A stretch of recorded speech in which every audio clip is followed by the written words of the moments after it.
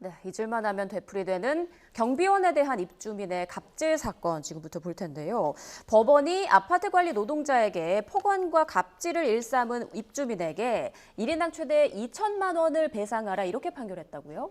그렇습니다. 사실 갑질이라는 단어성에 여러 가지 의미가 내포되고 있는데 이번 사안 같은 경우에도 정말 극악무도한 그런 모습을 보여줬던 것 같습니다. 이 경비원에 대해서요, 한 입주민이 굉장히 심각한 인격 모독과 더불어서 경무에 시달리도록 하는 큰 정신적인 고통을 준 사정들이 드러났습니다. 이미 2019년도부터 벌어졌던 일인데 10분 간격으로 계속해서 흡연구역을 순찰해 돌아라. 그리고 개인 택배를 본인에게 까지 배달해달라고 부탁하는 것은 물론이고요. 폭언의 수위도 정말 어마어마했습니다. 뭐 개처럼 짖어봐라.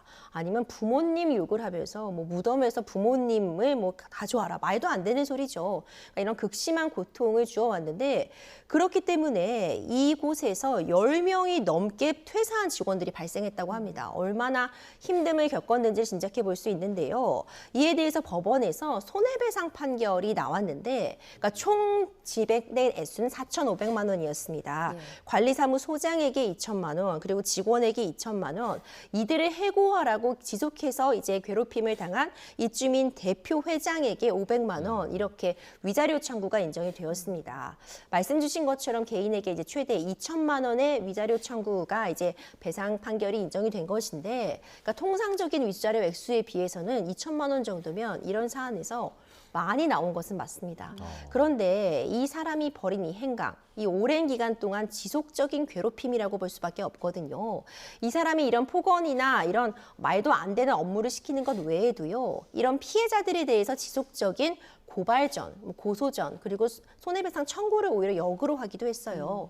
이 부분들이 이제 모두 인정은 되지 않았지만 이런 지속적인 괴롭힘이라는 사정을 감안할 때 과연 이 2천만 원이라는 위자료 청구 액수가 정말 많이 이례적으로 상향이 된 부분은 맞으나 아직까지 갈 길이 먼 것이 아닌가. 이 정도의 액수로서 아직 우리가 충분히 이런 갑질 범죄를 근절시키기에 충분하다고 보기에는 어렵지 않을까. 이런 좀 아쉬움도 남는 상황입니다. 네, 자 위자료 2천만 원이 상향된 금액이라고 하긴 하셨지만 집행유예는 너무 처벌이 약한 거 아니냐 이런 지적이 있을 수도 있을 것 같아요. 그렇죠. 당연히 이 상황이 이제 민사적인 배상 청구는 그렇고요. 형사적인 처벌도 인정은 되었습니다. 네. 폭행 생각해 볼 수 있고요. 그리고 지금 보복 협박, 지금 이렇게 피해 사실을 진술한 사람에 대해서 가만두지 않겠다 이런 보복 협박도 일삼았거든요. 당연히 그런 모욕적인 언사에 대한 모욕죄에 대한 부분도 문제가 되었는데 집행유예형이 나왔습니다. 폭행이나 보복 협박 부분에 대해서는 징역 1년에 집행유예 2년 선고되었고요.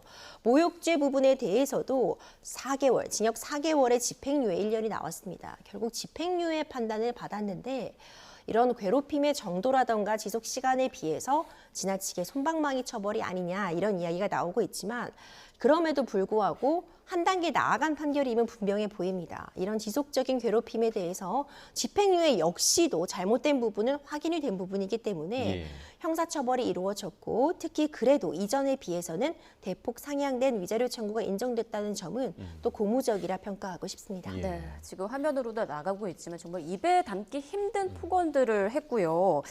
이렇게 입주민을 신고하자 또 피해자들을 찾아가서 얼굴에 뭐 침을 뱉는 등 정말 할 수 없는 그런 극악무도한 행동들을 하기도 했는데 재판부는 이를 보고 피해자들을 괴롭히는데 그 목적이 있었던 것으로 판단한다 이렇게 봤다고요. 그렇죠. 재판부에서 이런 언급을 한 것은 죄질이 매우 좋지 못하다는 점을 다시 한번 강조하고 확인시켜줬다고 평가할 수 있을 것 같습니다. 일단 괴롭힘의 그 시기라던가 기간 자체도 굉장히 오래되었고요. 앞서 말씀드린 것처럼 피해자들을 상대로 해서 소송을 남발하기도 했습니다. 이 소송 자체가 본인이 억울해서 내가 이 부분을 다투겠다라는 부분이라기보다는 그냥 피해자들을 괴롭힐 목적으로 진행된 것이 다분하다 이렇게 좀 평가를 할 수 있을 것 같고요.